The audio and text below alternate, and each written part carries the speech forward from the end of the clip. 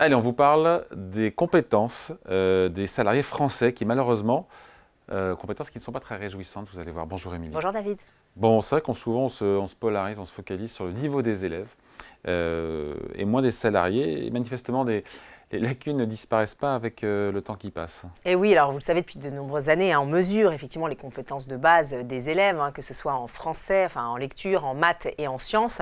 En témoignent d'ailleurs les dernières études PISA ou TIMSS qui ont encore une fois souligné les faiblesses de nos collégiens français. Et en effet, ça ne s'arrange pas avec l'âge.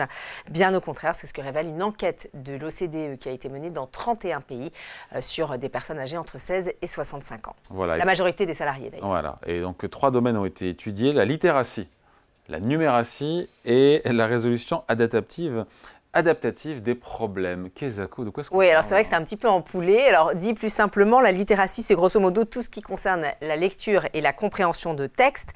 La numératie, c'est la capacité à comprendre et à utiliser des nombres. Et enfin, la résolution adaptative, c'est la capacité à résoudre un problème. Alors en gros, David, c'est comment utiliser des concepts de la langue française et des mathématiques dans des situations concrètes et donc très naturellement dans son univers de travail. Alors qu'est-ce que les salariés ne maîtrisent apparemment pas très bien?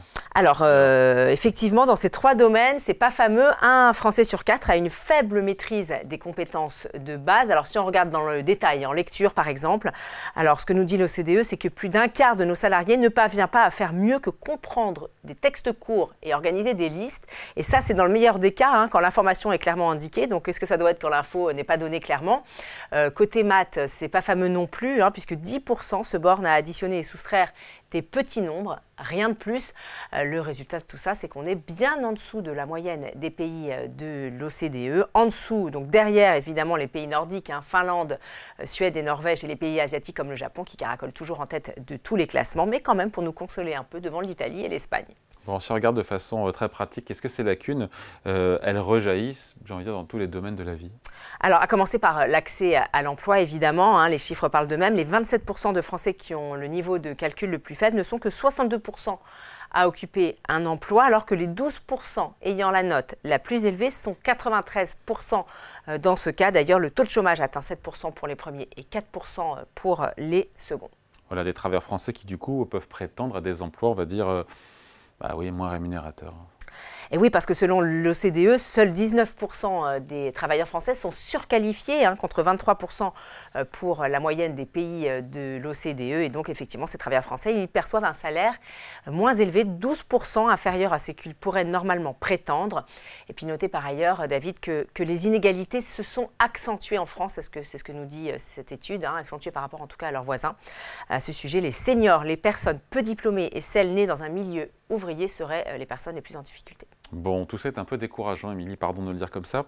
Si on essaie d'être un petit peu positif et optimiste pour pousser peut-être nos salariés à s'améliorer, parce que muscler ses compétences, ça peut vraiment avoir des avantages concrets. Oui, et même bien au-delà de la sphère professionnelle d'ailleurs. Alors je vous cite toujours l'OCDE, la phrase est un petit peu complexe, mais les adultes qui se situent au niveau les plus élevés de l'échelle des compétences sont nettement moins susceptibles de se déclarer très satisfaits de leur vie. Alors dit plus simplement, ils sont 81% à se déclarer être dans une situation de bien-être, contre 60% pour ceux en bas de l'échelle de compétences. Et c'est à peu près le même constat d'ailleurs pour la santé.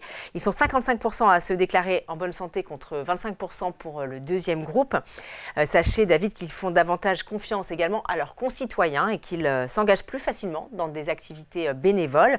A contrario, le deuxième groupe se dit lui plus méfiant envers les autres et la classe politique. CQFD, donc, on a vraiment tout à gagner en musclant ses compétences à l'école et tout au long de sa vie professionnelle. Et il n'est jamais trop tard, c'est ce que nous dit d'ailleurs en creux l'OCDE qui recommande à la France un meilleur recours à la formation continue pour améliorer donc les compétences de base de ses travailleurs. Allez, on va se muscler avec Émilie. Exactement. Merci.